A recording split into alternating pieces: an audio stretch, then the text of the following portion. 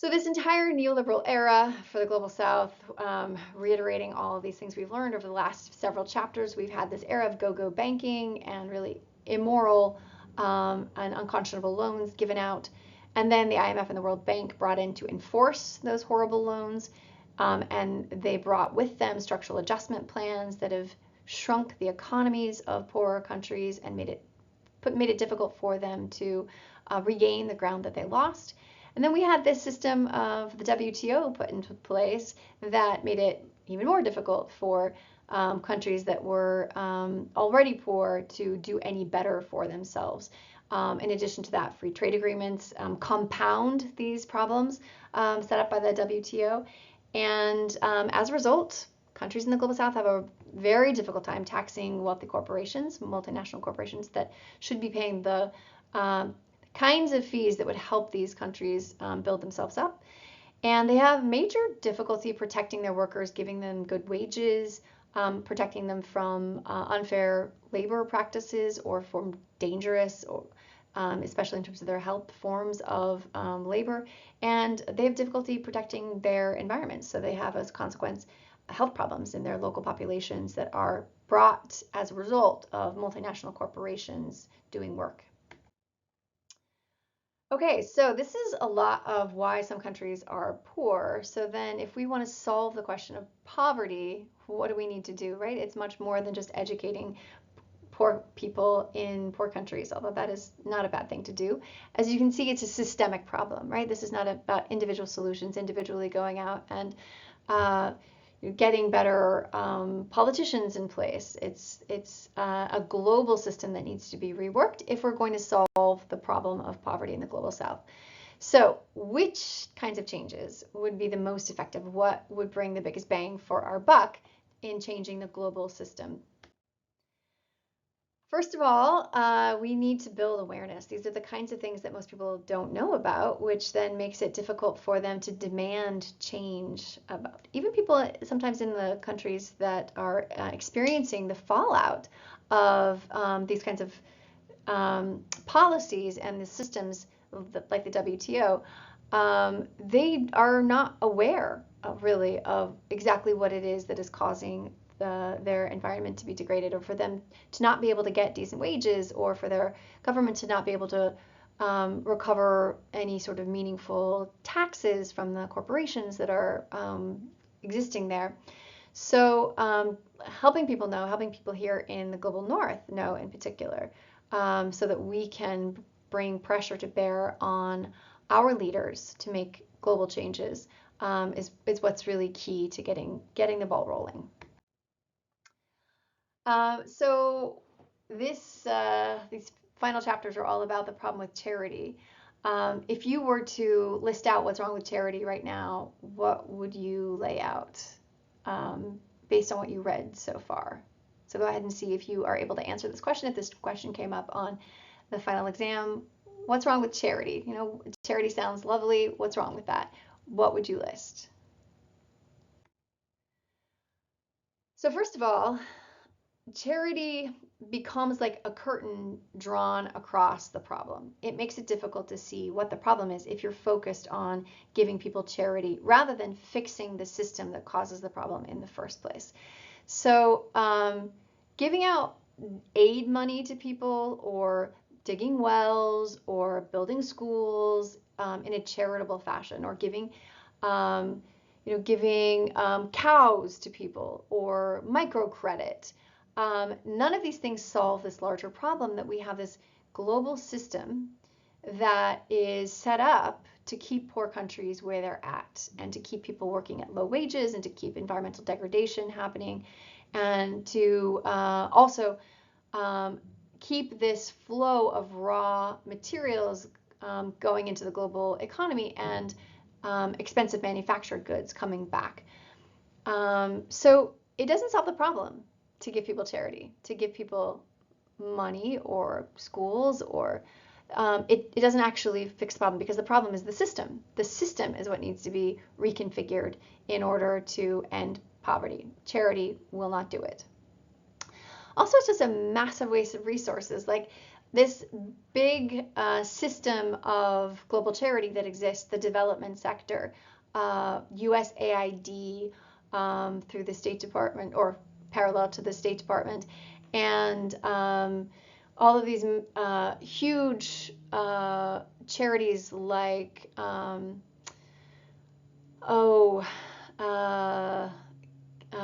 Catholic Charities, or Oxfam, or Save the Children, or the list can go on and on, even Doctors Without Borders. They, if what they are set up to do is to end global poverty, they become a massive waste of resources, because you are having to pay people to run an organization. You're having to pay the facilities costs, and the transport costs, and the conference costs, and the websites, and the whole industry that exists. That's a bad way to spend money if what you want to do is solve poverty. Instead, we need to go through a system of change of that would come through the public sector itself, rather than through the private sector that doesn't have bearing on the public sector, that ultimately can impact something like the WTO or the IMF or the World Bank or the United Nations. So charity is a massive waste of resources, particularly in the form of salaries for people who work in this sector, and make a lot more money than goes out to people who need it.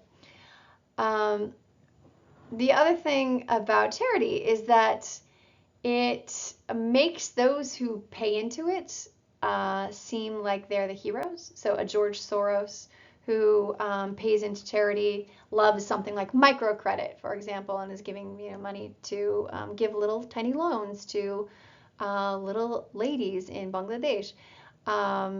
True story. It makes it look like George Soros is some kind of hero, when in fact George Soros has made all those billions and billions of dollars that he has from the currency speculation market, that is hot money, that is the part of the system that keeps poor countries poor. So his very money that makes him seem like a hero is part of the very problem itself that needs fixing. So having philanthrocapitalists come in and look like these superheroes actually, again, distracts us from the reality that the superheroes exist as a result of this skewed system, and they can't be the solution to the very system that produced them. Okay, so then what do we do if not charity? If charity is the big problem, what is it that we need to have? We need to have, first and foremost, democracy. These institutions that run the globe are not democratic. Not the United Nations, not the World Trade Organization, not the World Bank, not the IMF. None of them are democratic. We don't get to directly elect the people who represent us in these organizations that make massive decisions on our behalf. That should end. They should be democratic. We should have direct control. They should not be appointed. We should not have Americans running the World Bank, and we should not have Europeans running the IMF as a matter of course. It should be someone who's democratically elected that is there to represent the interests of the whole globe, not just to represent the interests of the few. We should have debt cancellation for poor countries because they deserve it, as I'll talk about in a minute. We should have fairer trade. So not free trade, but fair trade. And our trade should be based on what's necessary to end global poverty, and not what's necessary to most increase the profits of multinational corporations. Related to that, we should have just wages around the globe. We should have tax justice that ends this massive system of tax evasion that takes 20% of our global GDP away from us without being taxed every year. We should have land reform.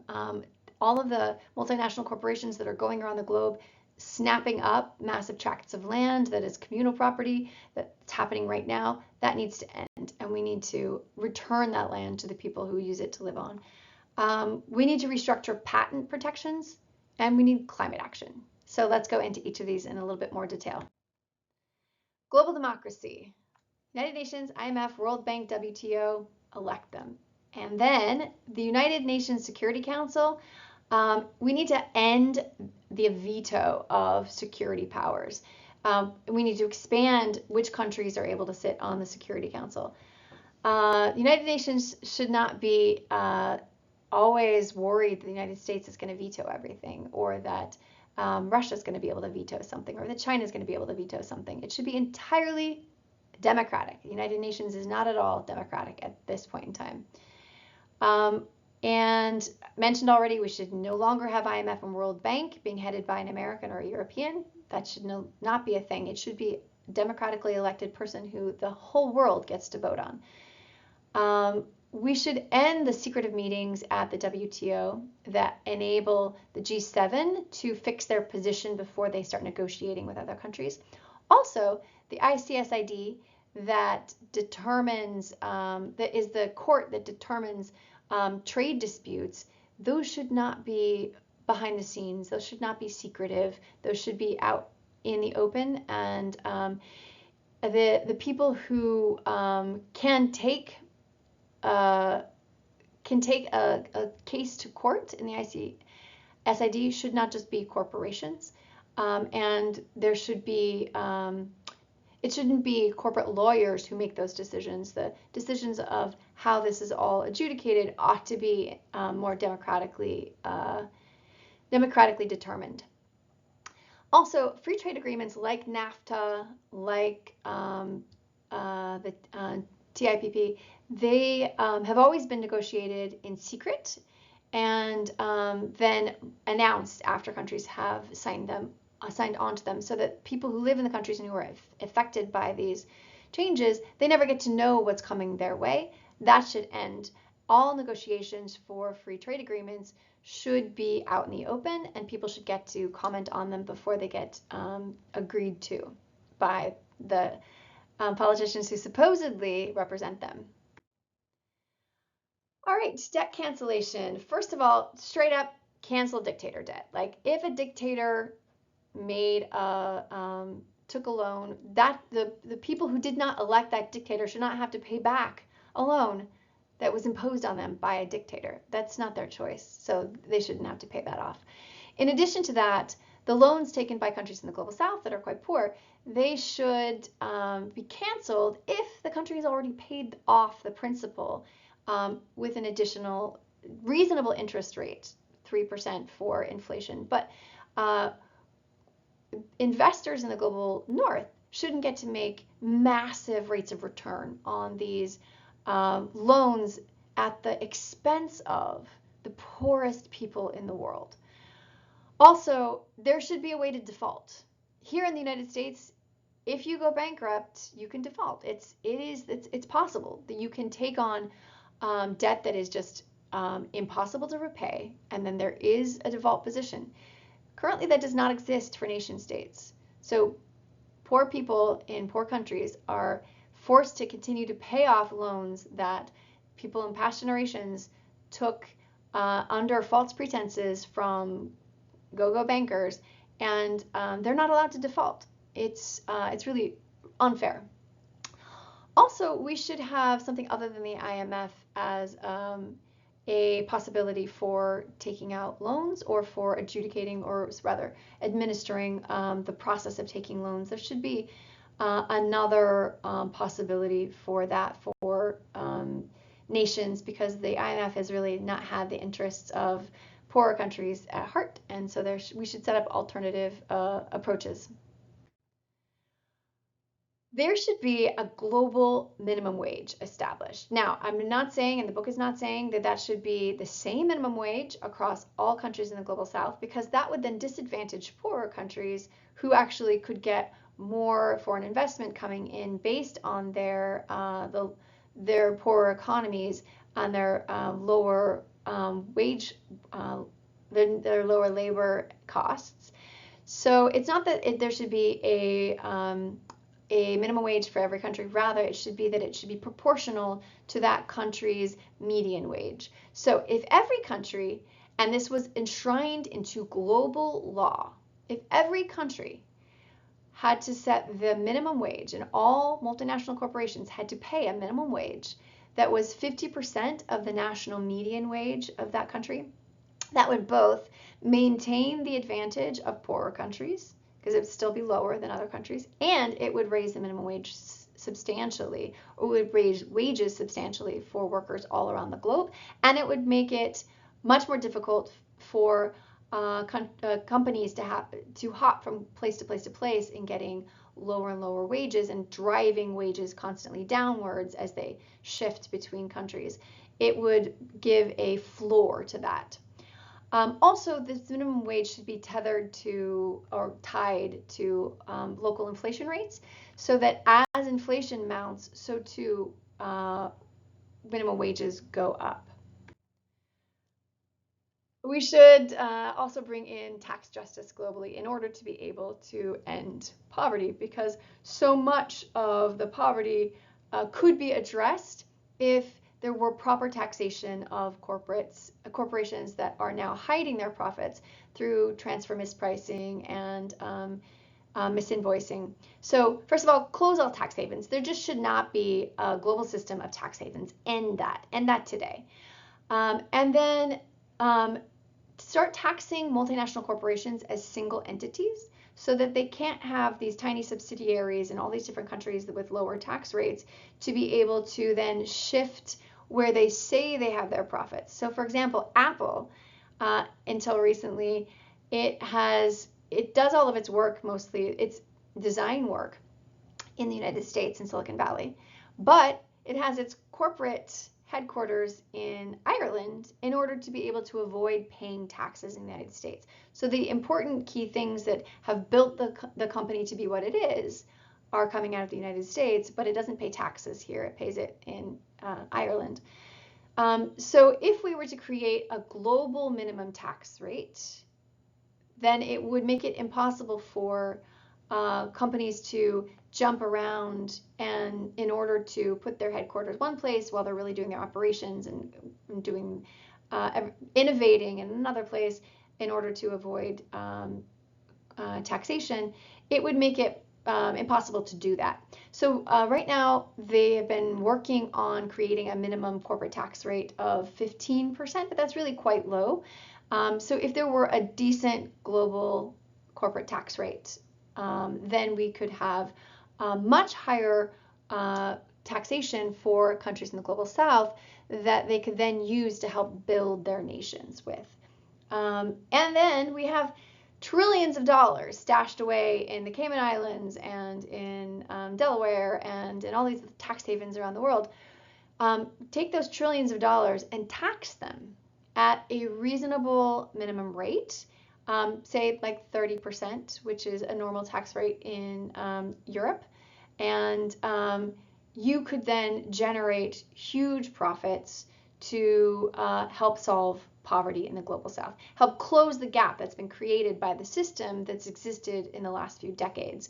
So the existing stash of untaxed money in tax havens, start to tax that. You could get 300 billion annually if you were to tax what was there in just a few years ago. It's now risen since then. So we need to close these loopholes, start disallowing corporations from evading taxes in all the ways that they do, and start making them pay their fair share. Patent protections, while they are good in some ways for innovation, we should not use patents to harm countries in the global south. So we should allow countries in the global south to start making generic drugs. We should not hold them to patents when those drugs can help them solve health crises in their own countries. But also in general, 20 years is just too long for patent protection. That's not what spurs innovation. That's just what pads corporate profits. So a 10-year patent, that makes sense. A 20-year patent, which is what's true under TRIPS and TRIPS Plus, end that now. Also, we should end the kinds of patents through places like Monsanto and Dow that make it so that farmers become dependent on them, that make them make it possible for those corporations to continue to like pull out profit from farmers. Farmers need more independence. So those kinds of patents need to not be approved in the first place. And we should not be having corporations owning molecules or owning DNA sequences or owning indigenous native plants or native animals DNA. Like these things belong to the globe as a whole. They should never be given into corporate hands to be made profit off of when they really truly belong to everyone. So patent protections need to be adjusted in order for countries in the global south to particularly fight disease. And then finally, we know how bad climate change has become, how many climate crises are being experienced around the globe. But this is true particularly in the global south. So we've talked a lot about the crises we've been experiencing here in the United States and Europe. That's been more of the focus that what we talked about in our section on climate change. But these processes are much worse in the global south. So in order for us to address global south poverty, we need to also address the climate damage that's being done to these countries and which hamper their ability to build themselves.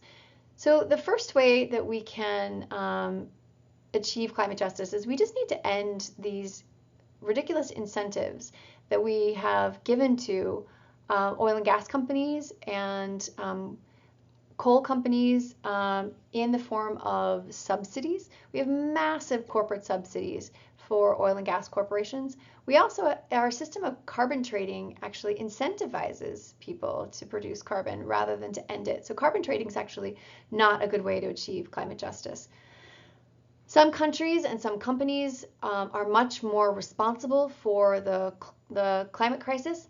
And we need those companies and countries to create a polluter fund that can pay those who are being damaged and which are largely in the global south. Also, as we've talked about, there are people whose countries are disappearing as a result of sea level rise or as a result of desertification. We need to give visas and we need to resettle countries that have their futures blacked out as a result of climate justice. And finally, we need to have massive investment in rewilding. So it's going to take a lot of funds to rewild the planet in a way that will help it to stave off the climate crisis and come back to life and rejuvenate itself in a way that will make it possible for us to live in the future. And so we need corporations to pay for the damage that they've done to restore ecology, particularly in poor countries, and rewild these nations that have been so harmed by by decades and decades and decades of extractive processes that were aimed at profit. So that profit needs to be reinvested in rewilding the planet. All right, we did it. Here we are, the very end of the very last chapters of The Divide. I hope you can see the big narrative arc here of what it is that we tell ourselves about, why poverty exists in the global south, and then the reality of how it actually came to be. So the reality of both of colonialism and then of our response to colonialism in the form of developmentalism, and then the response of colonialism to developmentalism in the form of neocolonialism, neoliberalism, which is the era in which we are today. And that this is a systemic problem. This is not about what happens inside a country, but it's instead what happens between all countries. So the global system itself producing wealth for some and poverty for others, and that those two things are tied to each other. They become two sides to a single coin. And that there are, in fact, real ways that we can end poverty. Poverty doesn't have to exist. It didn't used to exist millennia ago. There is no reason why we should agree to live in a world that has so much wealth and so much poverty at the same time. That wealth can be used to ameliorate the poverty, and it's not necessary for us to accept this. We can absolutely create something new and better for ourselves. So that's the chapter, and good luck with your final.